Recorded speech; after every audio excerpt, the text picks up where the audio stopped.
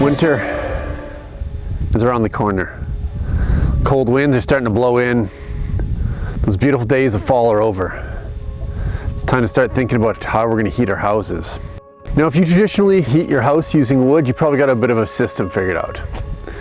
And you can skip ahead to the part where I talk about how to design this wood cutting box. But if you're new to heating your house with wood, well, I have a few tips and a system that I figured out works pretty well. So, you felled a tree, it's laying on the ground. You got two choices. You cut it up right there, or you put it on a trailer or a truck and you haul it to a different location. Now, the first thing you got to remember is that you got to cut it up into logs that can fit into your stove or into your fireplace. And you don't want those logs too big. You know, around 12 to 20 inches is a good size. And then you got to remember diameter. You can't put a log like this into your fireplace or your stove. It just isn't going to burn. So you're going to have to split it. That we can go into another time. The whole point here is to figure out how to cut these up so you can then process them and split them up.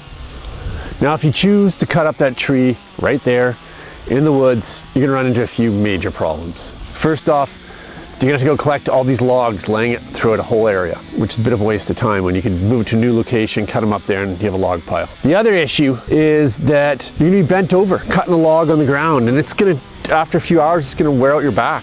It's just not easy running a chainsaw and moving around, cutting logs up.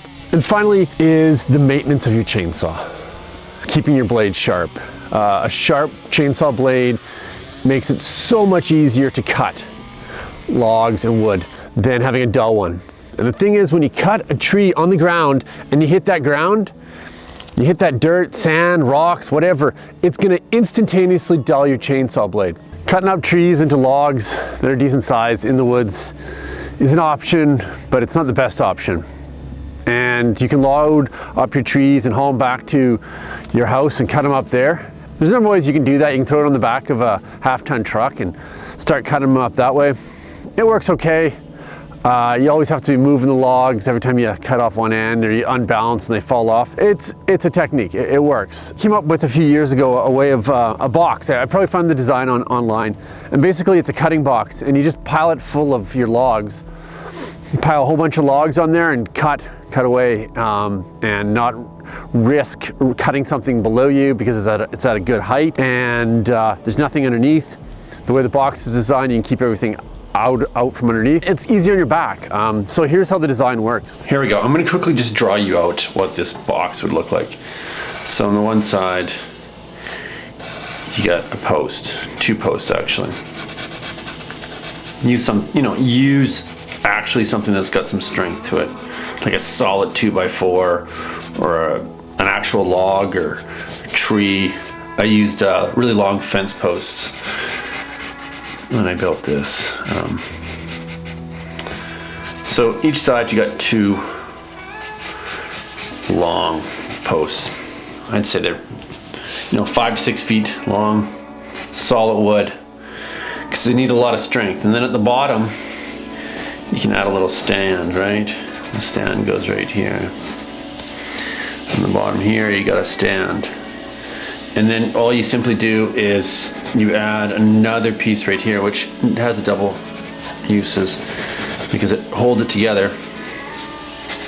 And it also, the branches are going to sit on there. Now you're going to want to attach these, and all you simply do is you run a chunk of 2x4 or something right across the bottom and attaching both of these posts. Both sides are attached. So there is essentially your box. And then what you do is you place logs right across this top brace. You just keep placing the logs in there. You can put quite a few in. That's why I recommend making this thing quite tall. Just because you can get quite a few logs in here.